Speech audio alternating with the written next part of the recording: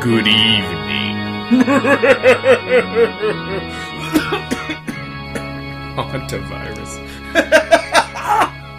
Welcome to Blurry Photos. Blurry Photos! I am David Flora. And I am the anguished spirit of David Steckel. You turn into a power drill at the end.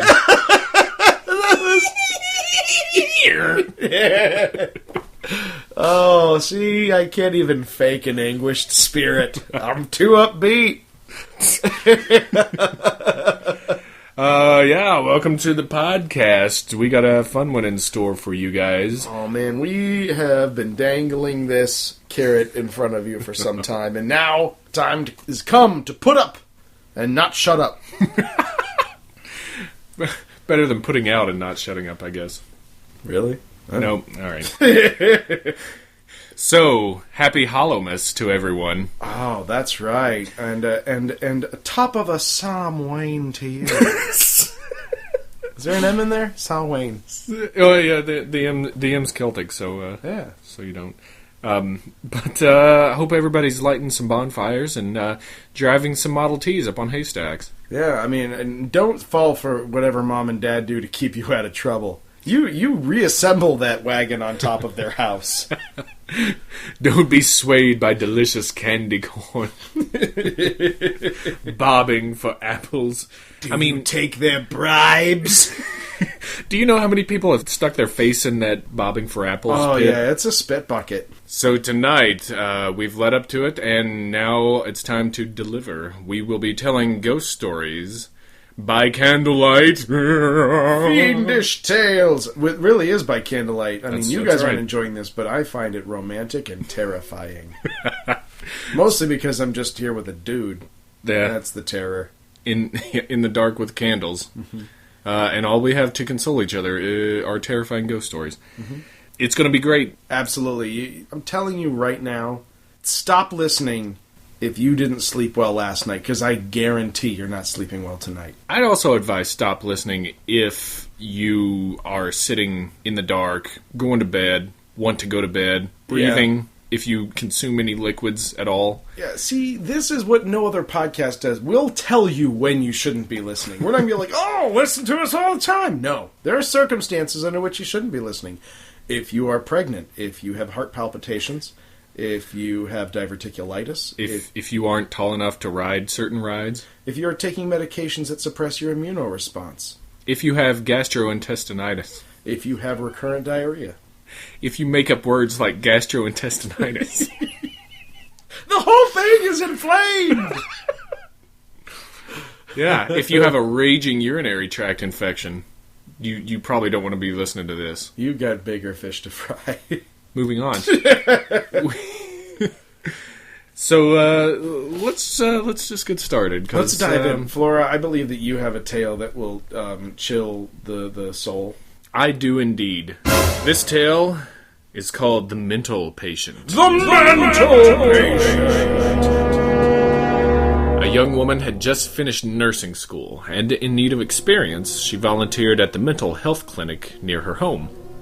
Because it was her first real job, she didn't have to deal with the really dangerous mental patients. Instead, they assigned her to work with the less violent patients. The suicidal people, the depressed, those who heard voices, those who never said anything at all, things like that. She worked with a lot of mental patients, but her favorite was an old man named Arthur. He was mute.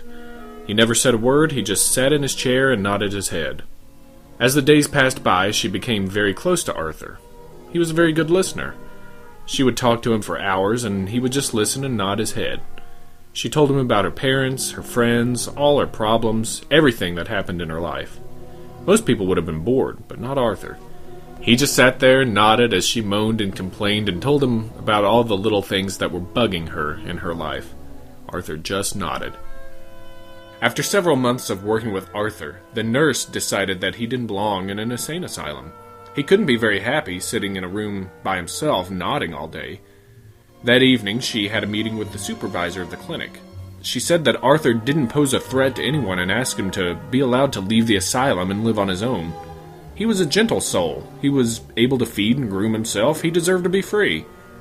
There's nothing wrong with him, she said. Arthur just nods. The supervisor didn't agree with her, but the young nurse wasn't about to take no for an answer. Every day, after working with Arthur, she would corner the supervisor and argue with him about the pros and cons of releasing Arthur into the community. Eventually, the day came when her persistence paid off. The supervisor finally admitted defeat and agreed to let Arthur go. The young nurse was overjoyed and rushed to tell Arthur the good news. She told him he was free now. He could leave the clinic and live all on his own. Arthur just nodded. She wrote her name and address on a piece of paper and thrust it into Arthur's hand. She kept telling him that she was really going to miss him. Most of all, she would miss talking to him every day. The young nurse told him to be sure to write her as often as possible. She wanted to hear how things turned out for him after his release. Arthur just nodded. The nurse went home that evening feeling very pleased with herself. She'd finally managed to get Arthur free from the insane asylum. She told her parents and her sister the good news. Her months of hard work had finally paid off. When she went to bed that night, she fell asleep with a satisfied smile on her face.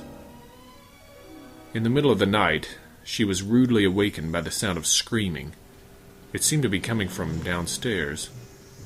Frightened, she gathered her wits about her. She jumped out of bed and bravely crept down the darkened staircase. There in the hall, she found the bodies of her mother, her father, and her sister. They were lying in a pool of blood. As she bent over them, trying to see if they were still alive, she saw a shadow moving across the hallway. She looked behind her and was confronted by a large figure standing motionless in the doorway. The scream died in her throat. It was Arthur. He was just standing there, staring at her. His eyes were wild. In one hand he held a bloody axe. In the other hand he was holding a piece of paper. The same piece of paper on which she had written her name and address. The young nurse was shaking with fear. Arthur raised the axe above his head. His eyes were bugging out of his sockets. "Are you here to kill me?" she croaked. Arthur just nodded. So is that a morality tale? Do we not? Don't help insane people? Just don't help people. And mutes are just time bombs. Did she not ever stop and think, why is he in here in the first place? Yeah, and why didn't they tell her? Yeah. Also, maybe Arthur's not a bad guy. He has just heard this woman complain about everyone in her life, and he's like, hey, I'm just returning the favor. Yeah, it's like, the world doesn't need such filthy haints like you complaining all the time. You dirty haint. No, he's like, hey, thanks for doing me a solid and getting me out of the psycho pokey.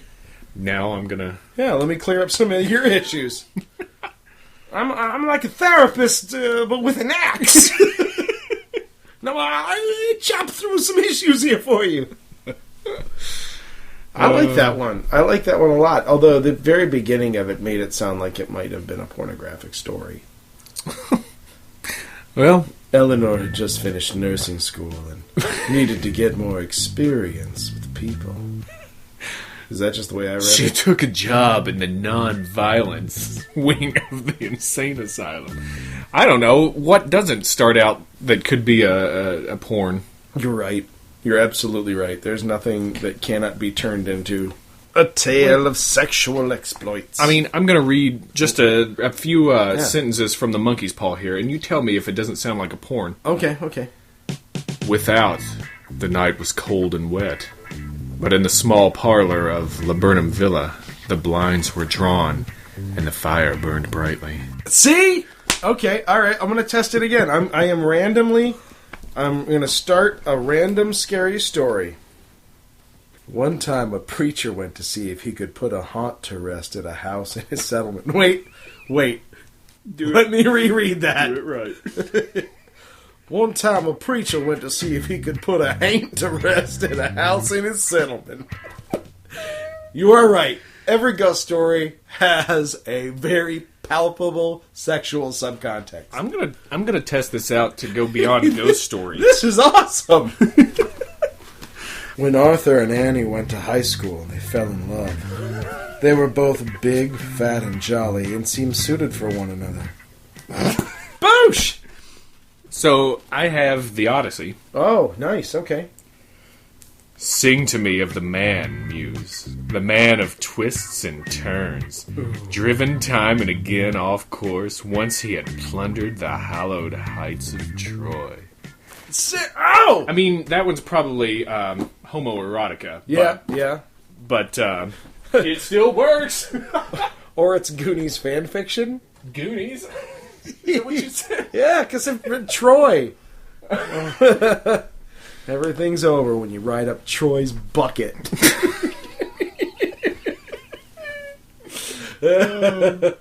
All right, Spooky's Tales. So that's the moral not only of that story, but probably of this entire podcast. Yeah, exactly.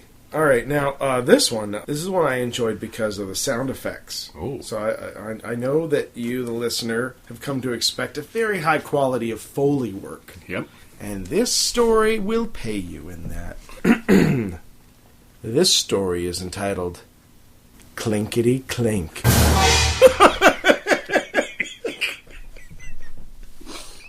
Okay. Sorry. That's my this fault. one might break our streak of erotic openings. Okay. An old lady got sick and died.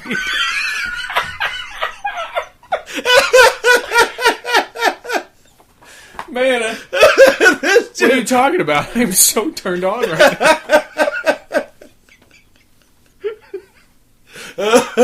Oh, man, that is... Okay, all right. Seriously, this is where the terror begins. I can't even read it now. We've ruined these. Oops. One story deep. And it's over. Sorry, everybody. This podcast will be entitled We Ruin Halloween. Okay. We started ruining Halloween with the pumpkin discussions. True. Okay, I'm ready now. I can do this. An old lady got sick and died. She had no family and no close friends. So the neighbors got a gravedigger to dig a grave for her, and they had a coffin made, and they placed it in her living room. As was the tradition, they washed her body and dressed her up in her best clothes and put her in the coffin. When she died, her eyes were wide open, staring at everything and seeing nothing. The neighbors found 2 old silver dollars on her dresser, and they put them on her eyelids to keep them closed. They lit candles and sat up with her so that she would not be too lonely on that first night that she was dead. The next morning, a preacher came and said a prayer for her. Then everybody went home. Were they there all night? Those 2 guys? Well, it says everybody went home, so it sounds like... The preacher and the 2 guys, maybe? Yeah. She had no family, no close friends, but there's a lot of folks helping her out. Well, Right. You do that in good Christian gravedigger. As was the tradition. Later, the gravedigger arrived to take her to the cemetery and bury her. He stared at the silver dollars on her eyes, and he picked them up. How shiny and smooth they were! How thick and heavy! They're beautiful, he thought. Just beautiful. He looked at the dead woman with her eyes wide open. He felt she was staring at him, watching him hold her coins. It gave him a creepy feeling, so he put the coins back on those eyes of hers and kept them closed. But before he knew it, his hands reached out again and grabbed the coins and stuck them in his pocket. Then he grabbed a hammer and quickly nailed shut the lid on the coffin. "Now you can't see anything," he said to her. You filthy Hank. "Yeah, you dirty Hank! Who sees nothing now?" Then he took her out to the cemetery and buried her as fast as he could. When the gravedigger got home, he put the 2 silver dollars in a tin box and shook it. The coins made a cheerful rattling sound, but the gravedigger wasn't feeling cheerful. He couldn't forget those eyes looking at him. When it got dark, a storm came up, and the wind started blowing. It blew all around the house. It blew in through the cracks and around the windows and down the chimney. Bazoo! It went. Busy! Busy! Bazoo! The fire flared and flickered. Now, these are written out Yeah. And that is how the wind went. That's how the hound went, too. Mm-hmm. The gravedigger threw some fresh wood on the fire, got into bed and pulled the blankets up to his chin. But the wind kept blowing. Bazoo! It went. Busy! Busy! Bazoo! The fire flared and flickered and cast evil-looking shadows on the walls. The gravedigger lay there thinking about the dead woman's eyes staring at him. The wind blew stronger and louder, and the fire flared and flickered and popped and snapped, and he got more and more scared. Suddenly, he heard another sound. Clinkety-clank. Clinkety-clank it went. Clinkety-clank, clinkety-clank. It was the silver dollars rattling in the tin box. "Hey!" the gravedigger shouted. "Who's taking my money?" But all he heard was the wind blowing. Busy! Busy! Bazoo! And the flames flaring and flickering and snapping and popping, and the coins going clickety-clank, clickety-clank. He leapt out of the bed and chained up the door. Then he hurried back, but his head had barely touched the pillow when he heard clickety-clank, clickety-clank. Then he heard something way off in the distance. It was a voice crying, "Where is my money? Who's got my money? Ooh! Ooh!" And the wind blew. Busy! Busy! Bazoo! And the fire flared and flickered and snapped and popped, and the money went clickety-clank, clickety-clank. The gravedigger was really scared. He got out of bed again and piled all the furniture against the door. He put a heavy iron skillet over the tin box. Then he jumped back into bed and covered his head with the blankets. But the money rattled louder than ever, and way off a voice cried, "Give me my money! Who's got my money? Who? Who?" And the wind blew, and the fire flared and flickered and snapped and popped, and the gravedigger shivered and shook and cried, "Oh, Lordy, Lordy!" Suddenly, the front door flew open, and in walked the ghost of the dead woman with her eyes wide open, staring at everything and seeing nothing. And the wind blew, "Busy, busy, bazoo!" And the money went clickety-clank, clickety-clank. And the fire flared and flickered and snapped and popped, and the ghost of the dead woman cried, "Oh, where is my money? Who's got my money? Who? Who?" And the gravedigger moaned, "Oh, Lordy, Lordy." The ghost could hear her money going clickety-clank, clickety-clank in the tin box, but her dead eyes couldn't see the box. So she reached out with her arms and tried to find it. Now, there's a slight editor's note at this point. This story also includes stage notes. What's the word I'm looking for? Stage directions. Stage directions, which is great. If you want to turn this story a little sexy, do it as you will.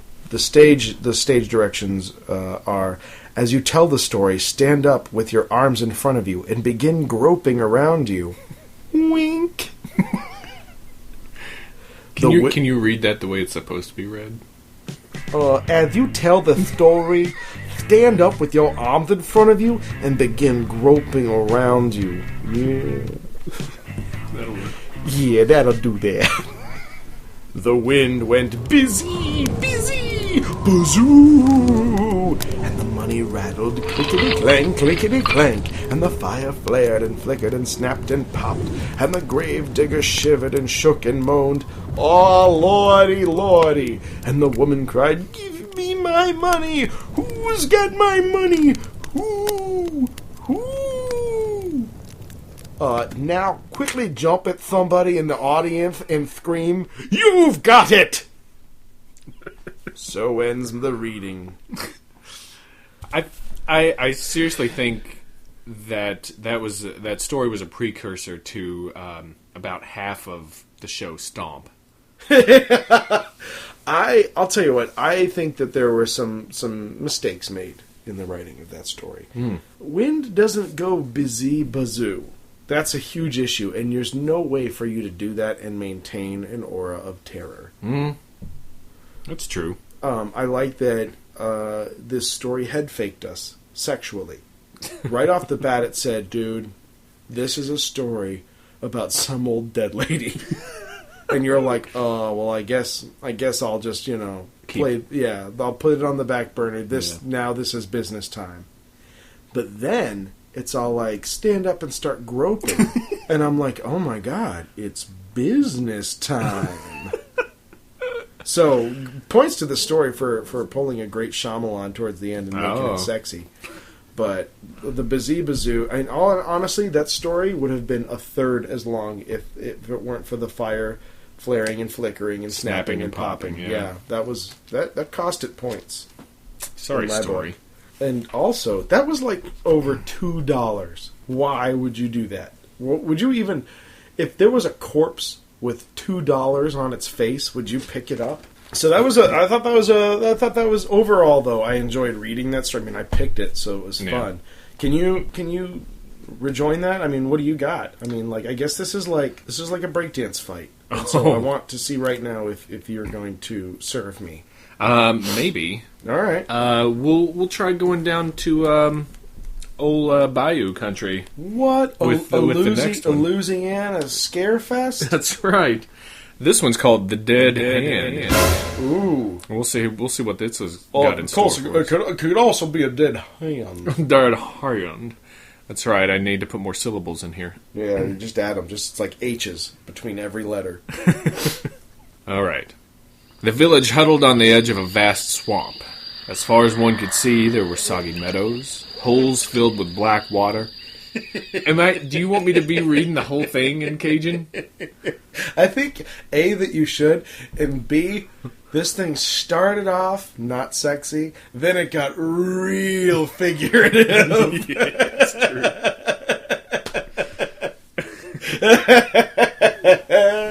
Oh, gosh.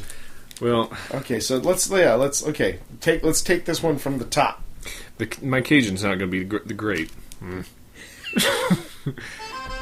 The village huddled on the edge of a vast swamp. As far as one could see, there were soggy meadows, holes filled with black water, and glistening sheets of wet, spongy peat. Skeletons of giant trees, snags, people called them, rose up out of the muck, their branches dead and reaching out like long, twisted arms. This is the best one yet. During the day, the men in the village cut that peat and hauled it home to dry and sell for fuel. But when the sun went down and the wind, sighing and moaning, came in from the sea, the men were quick to leave. Strange creatures took over the swamp at night, and some even came into that village. Well, that's what everyone said. People were so afraid they wouldn't go out alone after dark. Young Tom Patterson was the only person in the village who did not believe in these creatures. On his way home from work, he'd whisper to his friends, "There's one!" And they'd jump and run, and Tom would laugh and laugh. Finally, some of his friends turned on him. "If you know so much," they says, "go back into that swamp some night and see what comes out of it." "I'll do it," said Tom. "I work there every day. Not once have I ever seen anything to frighten me. Why should it be different at night, huh? Tomorrow night I'll take my lantern and walk out into that willow snag there yonder. If I get scared and run, I'll never make fun of yous again." The next night the men went to Tom Patterson's house to see him on his way. Thick clouds covered that moon there. It was the blackest of nights. When they arrived, Tom's mother was pleading with him not to go. "It'll be all right," he said. "There's nothing to be afraid of. Don't be foolish like the rest of them." He took his lantern and, singing to himself, he headed down that spongy path toward that willow snag over there.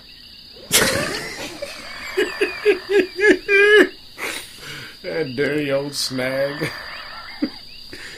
Some of them young men wondered if Tom wasn't right. Maybe they was afraid of things that didn't exist.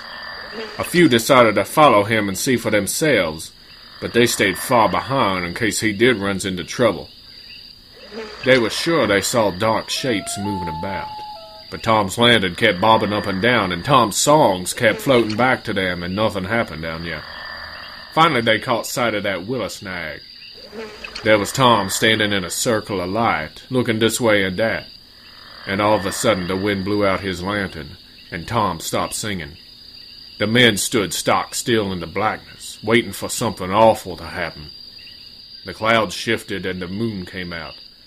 There was Tom again, only now he had his back pushed up against that willow snag, and he had his arms out in front of him as if he were fighting something off. From where the men stood, it looked like dark shapes were swirling in and around him. Then the clouds covered that moon again. Once more it was pitch black down here. When that moon came out again, Tom was hanging on to the willow snag with one arm. His other arm was stretched out in front of him as if something was pulling it. It looked to the men as if a rotten, moldy hand with no arm, a dead hand, grabbed Tom's hand. With one final wrench, whatever had hold of Tom jerked him into that muck. Or that's what the men said. When them clouds blotted out that moon once more, the men turned and ran through the darkness toward that village. Again and again they lost their path and fell into that muck and water holes, and in the end they crawled back on their hands and knees. But Tom Patterson wasn't with them. In the morning, people searched everywhere for Tom. Finally, they gave him up for lost. A few weeks later, toward evening, villagers heard a cry. It was Tom's mother down here. She was rushing down that path from the swamp, shouting and waving. When she was sure the villagers had spotted her, she turned and ran back, and off they went after her. They found young Tom Patterson by the willow snag, groaning and gibbering as if he had lost his mind. He kept pointing with one hand at something only he could see. But where his other hand should have been, there was nothing but a ragged stump oozing blood down here. That hand had been ripped clean off. Everybody said it was the dead hand that had done it, but nobody really knows. Nobody will ever know, except Tom Patterson, and he never spoke another word again. Ooh, we loaded. Oh, Tom Patterson learned himself a thing or two about the swamp. Teach you to go in that swamp down here? Would you be going on the swamp down here? So I just, no offense to any of our Cajun friends out there, that's all I got. All I want to do is assure you that we don't dislike Cajun people. We're huge on the bayou. I'm trying to flatter you as much as I can there, because it's awesome. So, like, what is the category for that story? Is that, like, swamp? Is that cautionary tale? Is that respect the ghosts? It has to be, because he was boasting and bragging at the top of it, right? And then he got his in the end. Yeah, which is still not fair. I mean, you say he got his like he did something wrong. I mean, his only crime was being rational, for which he was punished. That's right. Being rational has no place in the world of ghosts. No, which is to say our world. Ha ha ha ha ha. Thunder sound. I like that. I feel like there was a particularly ethereal quality to that one. To that thunder sound? Yeah, it was like a spooky thunder sound. Like it was like the thunder sound that happens at just the right time in the story, you know? Yeah. And it kind of lights up the reader's face for a second. And it's a skeleton face. Like Tom Patterson. Okay. What do you got now? All right, I've decided to go random on this one. I have selected a story at random because I just enjoyed the title. And I have read nothing of the story itself. Well, this ought to be fun. So at this point, I cannot confirm or deny the erotic content of this tale. I can. We've already established that it's chock full of... Yeah. Statistically speaking, you're probably going to get a little worked up about this one. This is going to light some fires. All right. This tale of misery and woe is called Somebody Fell from Aloft. Now, it's important to say that it's like aloft. It's one word. It's Aloft. like from on high, not necessarily like aloft. A loft apartment. Right. Some hipster fell. Yes. Some real estate speculator fell from his refurbished warehouse building loft. I had signed on as an ordinary seaman. Yes! Yes! Check. See? When you just spin the wheel, you win. You win. He'd signed on as an ordinary seaman. I'd signed on as an ordinary seaman on the Falls of Ettrick, a merchant ship bound for England. The first time I saw that ship, I knew her right away. She was the old Gertrude Spurshoe. Sorry? The old what? He knew the ship. Okay. He signs up to be on a ship, and it's called the Falls of Ettrick, but he knows when he sees her, because he's a man who knows his ship. They renamed her. That's the old Gertrude Spurshoe. Oh. I had sailed on her years before when she was painted brown and gold. Now she was painted black and with a new name. But that was the same ship for sure. We had a pretty good crew for that voyage, except for one hard-looking ticket named McLaren. I don't describe enough people as tickets. Yeah, I'm putting that in the lexicon. Look at this dirty old ticket over here.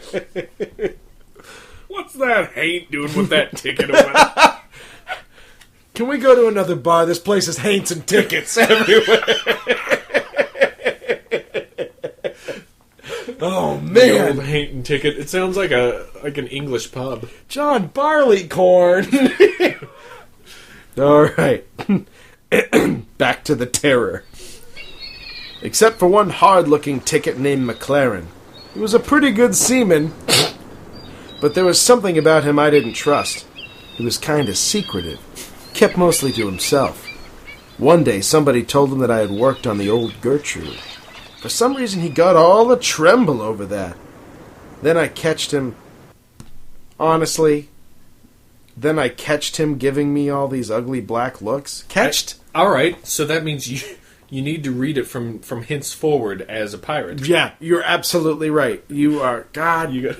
All right. Sorry we cheated you, the listener, out of the beginning of that. But... Well, this is what happens when you spin the wheel, and we're adapting as best we can. That's right. Back to the terror. Okay.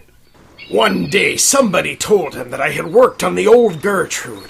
For some reason, he got all a tremble over that. Then I catched him giving me all these ugly black looks, as if he was itching to knife me in the back. I guessed it had something to do with the Gertrude, but I didn't know what. Well, this one day we was trying to work our way through a dripping black fog. You'd scarcely know we had the lights on, and it was dead calm. But there wasn't a breath of fresh air. The ship just lay there wallowing in a trough, a-rolling and a-rolling, going nowheres. I was standing my watcher on the midships. McLaren was doing his trick at the wheel. Dirty tickets! Yar! The rest of the crew was scattered around one place or another, and it was quiet as could be. Then all at once, whacko! This thing hits the deck right in front of McLaren. He lets go a screech that turns me blood cold, and he falls down in a faint. Way to go, McLaren. The second mate starts yelling that somebody has fallen from aloft. Laying out there just forward of the wheel was someone or something, dressed in oilskins and blood oozing out from underneath. The captain ran and fetched a big light from his cabin so we could see what it was. They kind of straightened him out to get a good look at his face. It was a big, ugly-looking devil. But nobody here knew who he was or what he was doing up there. At least nobody was saying. When McLaren come to from his faint, they tried to get something out of him. All he did was jabber away and keep rolling those big, wild-looking eyes of his. Sexual. Everyone was getting more and more excited. Yeah. We all wanted to heave the body overboard as quick as we could. There was something weird about it, as if it wasn't real. But the captain wasn't so sure about getting rid of it that way. Could it be a stowaway? He asked. But the ship was... Wait. What does the captain sound like? He's a good ship's captain. It's a merchant craft out of Newportshire. Sure, he had to fill in his roster with some of the rougher-looking men on the docks, but the diphtheria just moved through. Really? I mean, I can't do more pirate. I can't pirate a captain and then be like, oh, well, this is a South Yorkshire pirate. Yeah, you're right. You're right. I'll give you that. Thank you. If you don't want to double down on your pirate, because that's what you would have to do. Right. And you'd have to be super pirate. Exactly. There's no more... I mean, it would be unintelligible. It would just be all, Yarg and Clerg and Flair. German pirate. Okay. Swedish German pirate. They happened. There wasn't like a monopoly on who could be a pirate. No, there's lots of countries touching seas. Yeah, see? Sexual. Alright, where were we? Yeah, the captain, he's a company man. Okay. He was educated. Rear Admiral. Yeah, yo! Could it be a stowaway? He asked. But the ship was so full with lumber we were carrying, there was no space where a living thing could hide for 3 weeks. Did they put the lumber in the crow's nest, though? Really? Because didn't the thing fall from a loft? It fell from a loft, but presumably there was a lookout that went up to the crow's nest. I guess. The lumber was not in the hold. That fog. Not in that sloshy trough. Yeah, it was a black dripping fog and a sloshy trough. Oh, man. Sorry. Continue. Sorry. I've derailed this. I don't know. This derails itself. Okay. There was no space where a living thing could hide for 3 weeks, which is how long we'd been out. Even if it was a stowaway, what was it doing aloft in such a dirty day? There was no reason for anyone to be up there. There was nothing to see. Finally, the captain gave up and told us to heave him overboard. Then nobody would touch him. The mate ordered us to pick him up, but nobody made a move.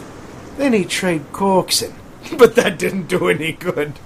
Suddenly, that loony McLaren starts yelling, I handled him once, and I can handle him again. He picks up the body and staggers over to the railing with it. He's just about to throw it overboard when it wraps its 2 big long arms around him, and over they go together. Then on the way down, one of them starts laughing in a horrible way. The mates are yelling to launch the boat, but nobody would get into a boat. Not on a night like that. We threw a couple of life preservers after him, but everybody knew they wouldn't help. So that was that. Or was it? Oh. Okay, so fog just debilitates a crew. Yeah. On a night like... Can't do anything. Can't even have lights out on the deck. They have to be in the captain's quarters. Right, Captain's log, 3rd of June, 1857. It's one of those nights. Nuff said. XOXO, winky face. Signature. Well, you know how ships are 600 years ago. Oh, thank God we don't have nights like that anymore. Thanks, Obama. But that wasn't the sarcastic one. I was really thankful. He stopped those. He stopped those misty, dripping nuts. No more lulling in a trough for us. We were never finishing this tale of mysterious horror. Okay, where was... Oh, yeah, the big cliffhanger. Or was it? The first chance I had to go home after that, I went right over to see Captain Spurshoe, who was captain when the Gertrude was around, on account of his name being Spurshoe. Why? I mean, really? Was the Captain Phineas J. Dutchman? Yes. No. He just flew a lot. Yeah. Yeah. Okay. The Queen Anne's Blackbeard. Yeah. Aye, that was the name of her nethers. Oh, God. Yeah, that's little known fact. Yeah. Queen Anne was a dirty haint. But many's the ticket who wrecked upon her shores. Oh my God. You know what? This story is just like a pool to swim around in. Okay. Sorry. Okay, here we go. I blame myself. That was the investigate. Okay, who was captain when the Gertrude was around?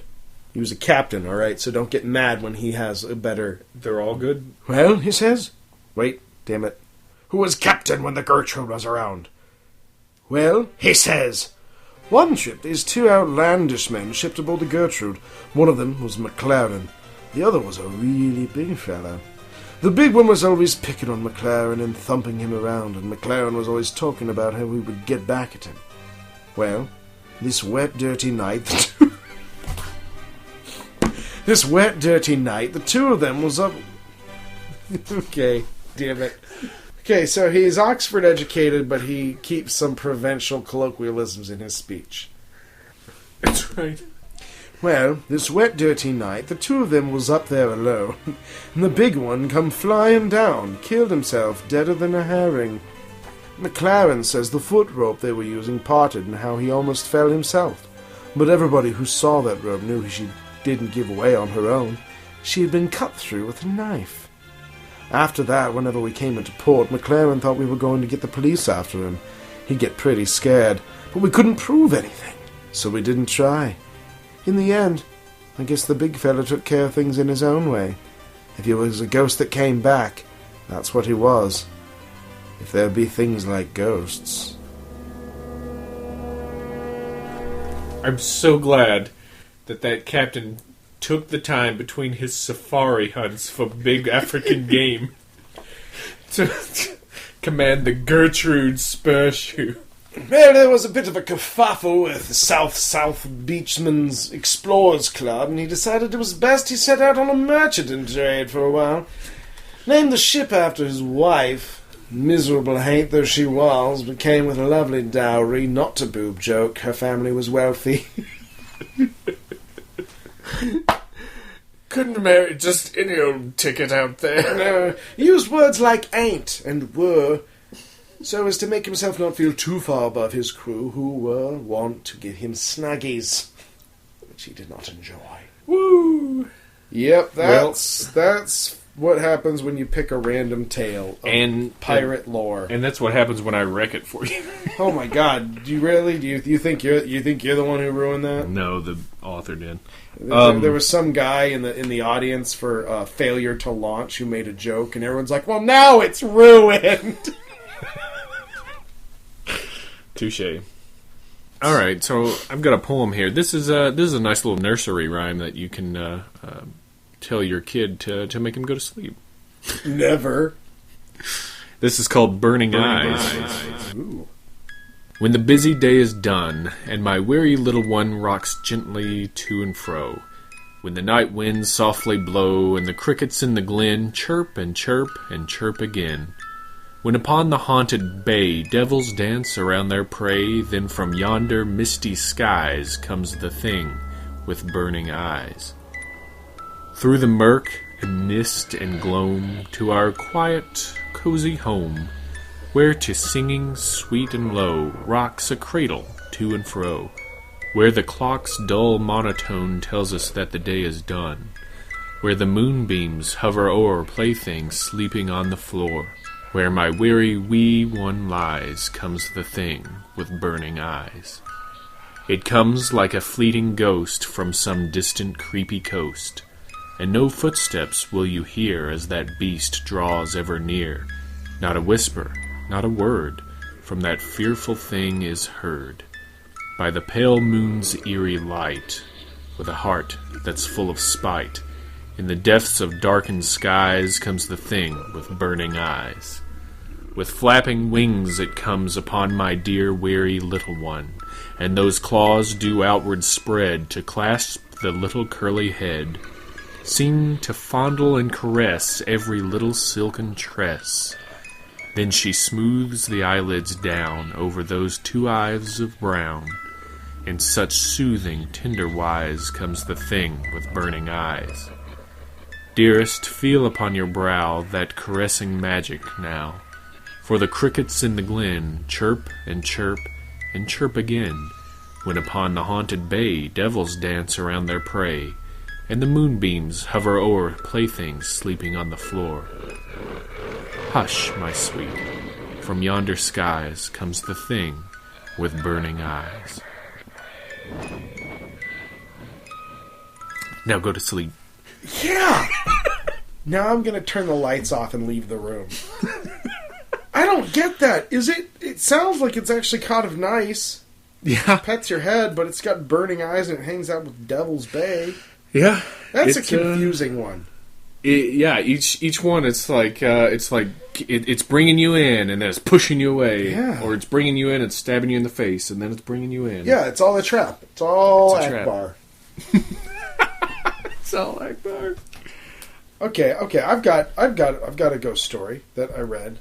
In my research, I was able to find the world's worst ghost story. This is a terrible tale of just nothing.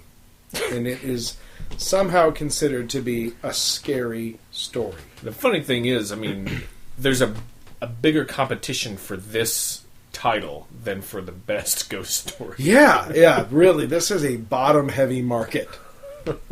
Sexual. All right, this is called The Big Toe. Now, there are a few versions of it, so if your version differs, I don't want to hear about it. Much like we will honestly tell you the circumstances under which you shouldn't listen to our podcast, I will honestly tell you when I want none of your feedback. That's right. And this is that time. The Big Toe.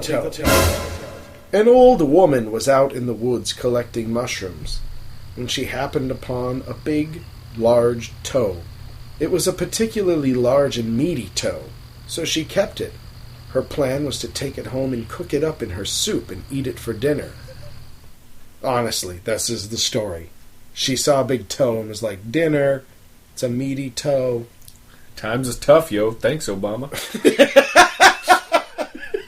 Oh, what can't we flavor a story with that? That's like the ranch dressing of phrases. The old woman takes the toe home and as she plans, cooks it up in her soup for dinner and eats it.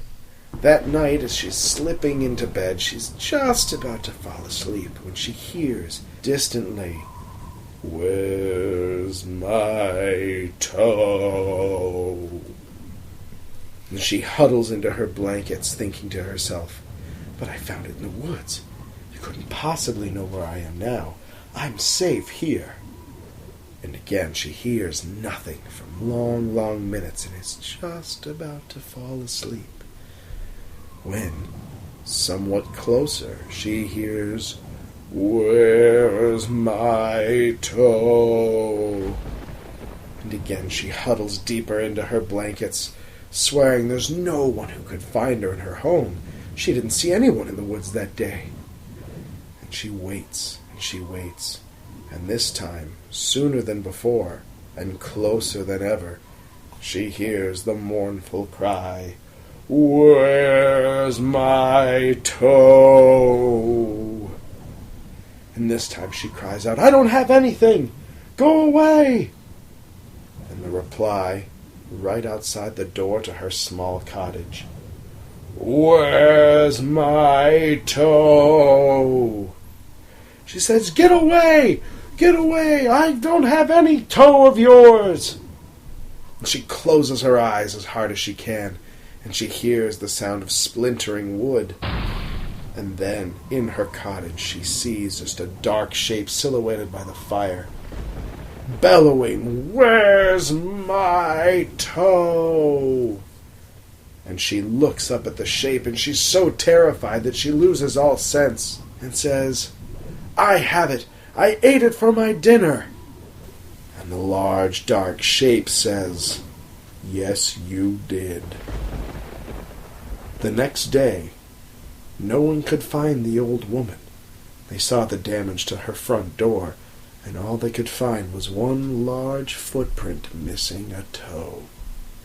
And everyone in the village agreed, this is the worst story we have ever heard. Boogity, boogity, I'll scare your dad. Alright, so that's a lot like Clinkety Clank, in a way. But it's worse because there's this moment where the giant, was it a giant, that was missing his toe? And a leg, apparently, if they only found one footprint. Right! They didn't have a crutch. And then when it gets to deliver its line, when it gets its big moment, it's just like, "Yeah, you did do that." Like, what? Who eats a toe? Like, it's just the beginning of it. Like, come on! At least explain that she was starving, maybe? Or that she was a pre-existing cannibal. Maybe she's a witch, and witches and toes are lucky. there's just a million reasons why that story could have been better or interesting. And most of them start with telling a different story. And then continuing on with a different story altogether. Yeah. Oh, man. Worst story ever. Sorry, you guys. Here's a good thing. I would love it, though. I don't want to hear about how bad my story is. But if you have a worst story, please link it to us. Send us an email. Yeah. I would love to hear a worst ghost story. Contact us on our contact page on blurryphotos.org.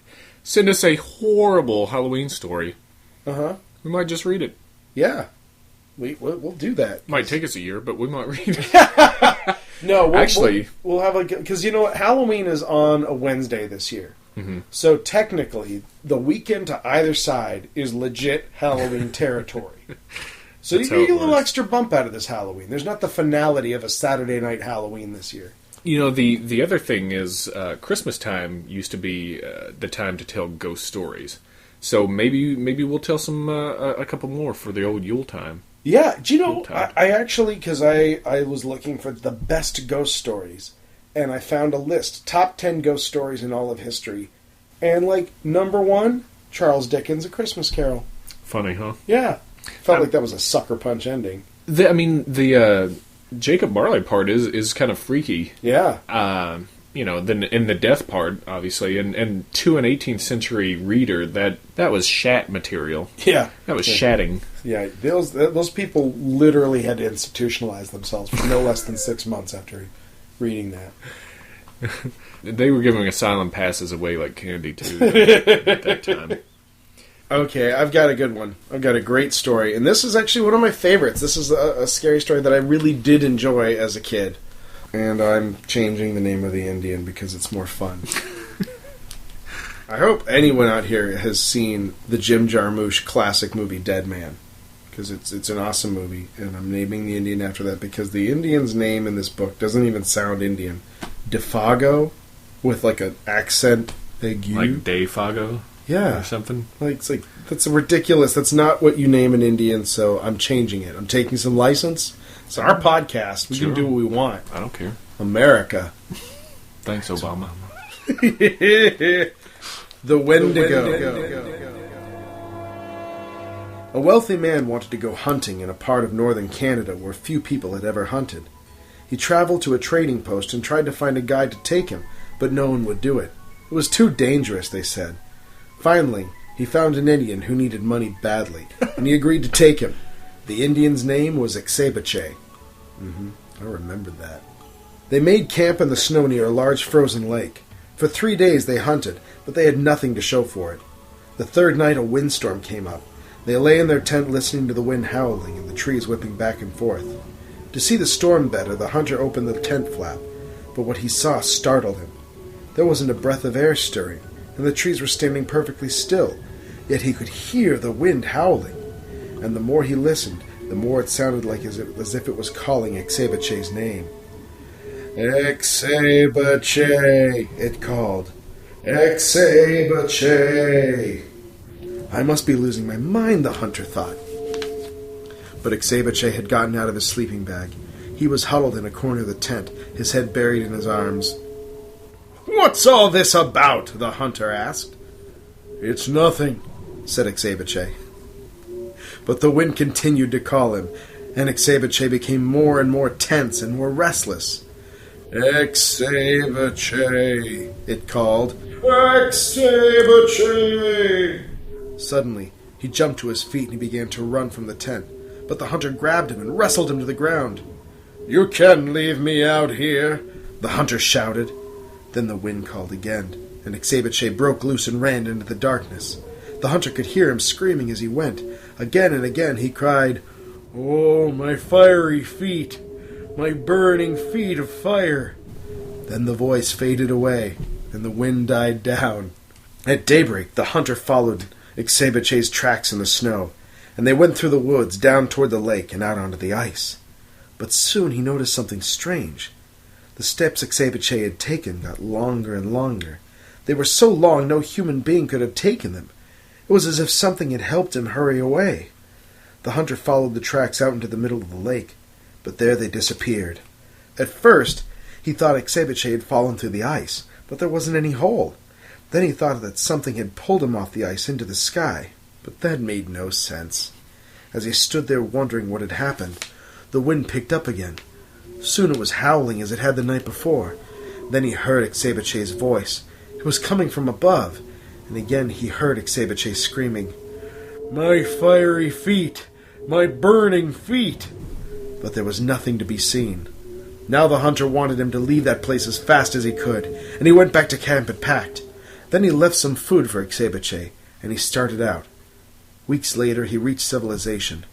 The following year he went back to hunt in that area again. He went to the same trading post to look for a guide. The people there could not explain what happened to Ixebeche that night. They had not seen him since then. "Maybe it was the Wendigo," one of them said, and he laughed. "It's supposed to come with the wind. It drags you along at great speed until your feet are burned away, and the more of you than that. Then it carries you into the sky and drops you. It's just a crazy story, but that's what some of the Indians say." A few days later, the hunter was at the trading post again. An Indian came in and sat by the fire. He had a blanket wrapped around him, and he wore his hat so that you couldn't see his face. The hunter thought that there was something familiar about him, and he walked over and asked, "Are you Ixebeche?" The Indian didn't answer. "Do you know anything about him?" No answer. He began to wonder if something was wrong. The man needed help, but he couldn't see his face. "Are you all right?" he asked. No answer. To get a look at him, he lifted the Indian's hat. Then he screamed. There was nothing under the hat but a pile of ashes.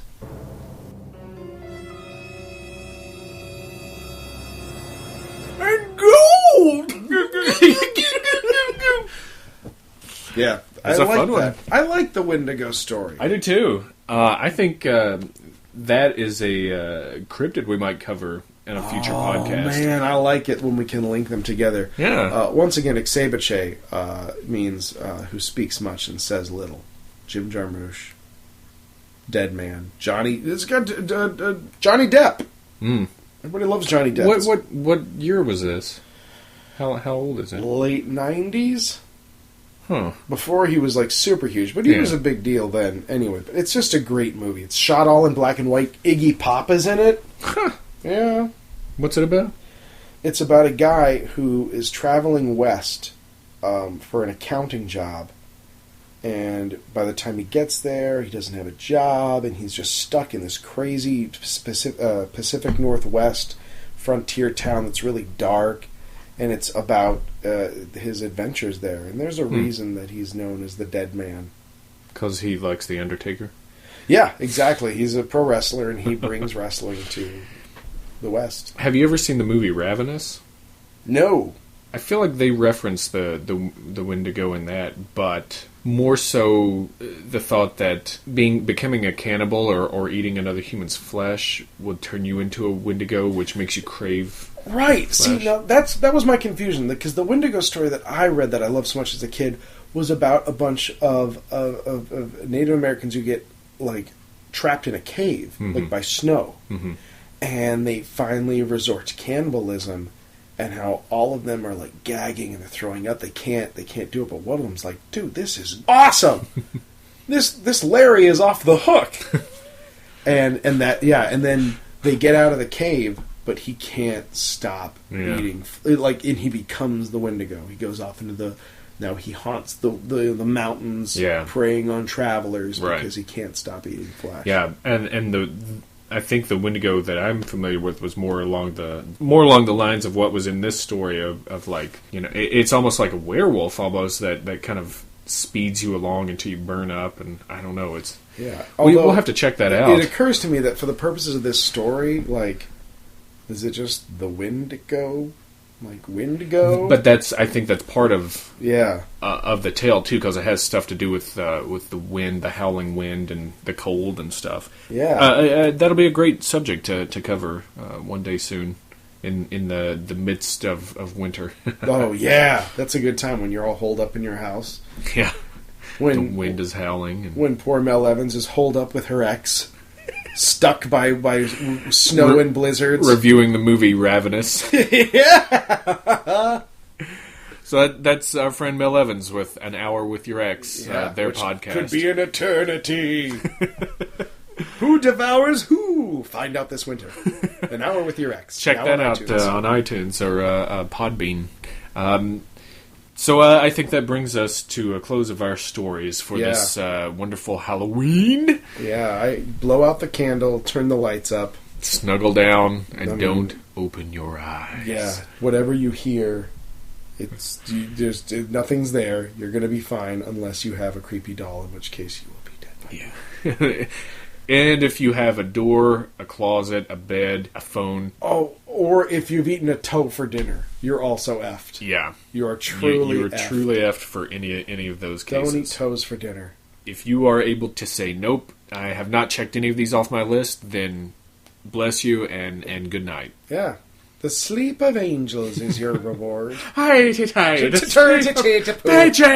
the sleep of angels. I tell you, hear the banshees wail. They're coming for you, Darby O'Gill. Another movie pick, Darby O'Gill and the Little People. You would think, because it's entirely about leprechauns, that it's like a great movie for like St. Patrick's Day, which I guess it is. An excellent Halloween movie. It's got banshees in it, a spectral carriage. It's terrifying.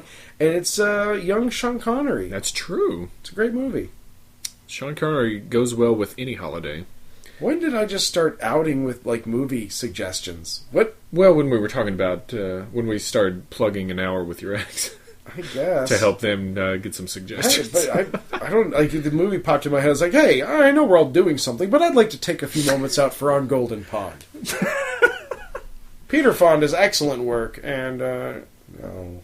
All right, so we're gonna do some puns for you. Yeah, we got some puns. We got some great scary story puns. I've got one. It's an adult diaper called Wendigo.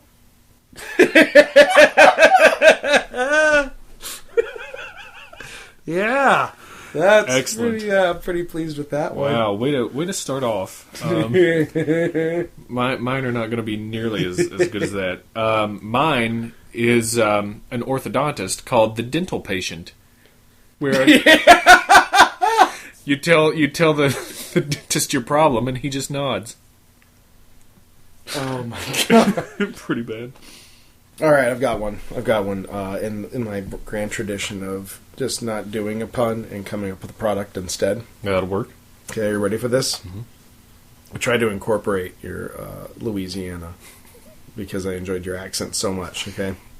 Grandpa Crawdad's Country Cajun Big Toe and Andouille Sausage Etouffee with real juicy chunks of big toe and rich sausage flavor.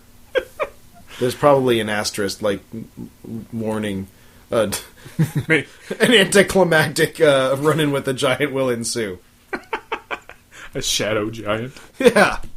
Oh, etouffee, nice. Yeah. How about that? Nicely done. I was pretty proud of it. I mean, it tastes like you stick your foot in it. Oh, good morning, y'all like big toe? I know I do. I got a big bubbling pot of big etouffee, yeah? Is that Grandpa Crawford himself? Oh, that's good. I should have saved the Wendigo for the second part. It should have ended bigger. Or should you? Yeah. Mine are really poor this week. This week in particular. Yeah. I've got a creepy nursery rhyme themed gym called Burning Thighs. And the elliptical caresses them. Yeah. Your golden locks and tresses, silk and tresses. I prefer Queen Victoria's black beard.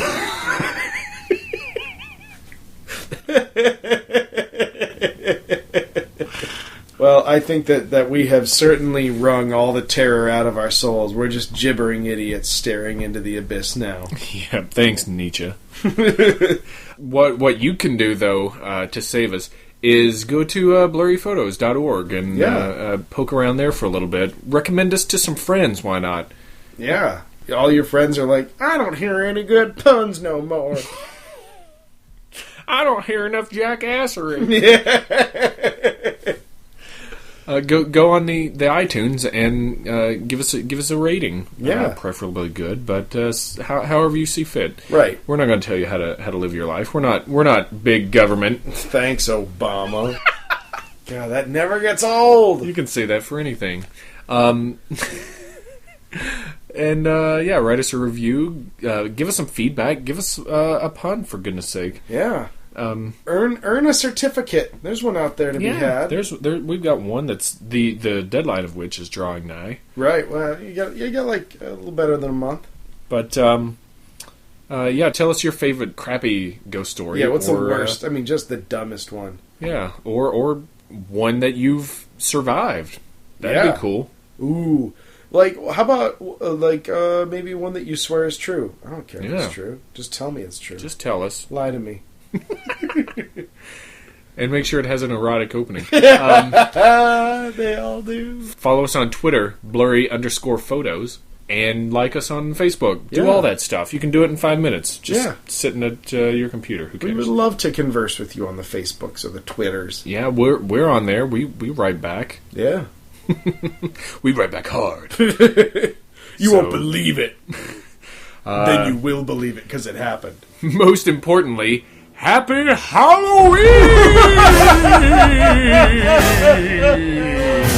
I'm David Flora. I'm David Steckler.